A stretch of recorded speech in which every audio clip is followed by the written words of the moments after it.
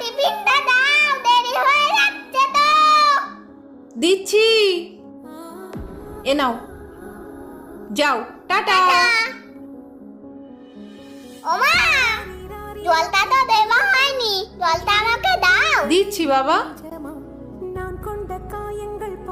Tata. Tata, ভালোভাবে পরীক্ষা দেবে, হ্যাঁ সোনা? কিন্তু মা তো সব কাজ বাঁ হাত দিয়ে করছে, মায়ের ডান হাতে কি হয়েছে দেখি তো। ওমা, মা, কি হয়েছে, চলে এলি কেন? বল। মা তোমার হাতটা একই তো। এই তো। এটা না ওইটা। মা তোমার হাতটা কি করে কেটে গেল? ওই একটু কেটে গেছে বাবা, আনাজ কাটতে গিয়ে। দেখেছো বন্ধুরা, মায়ের হাতে ব্যথা থাকা সত্ত্বেও মা সারাদিন আমাদের জন্য সব কাজ করতে থাকে। লাভ ইউ মা।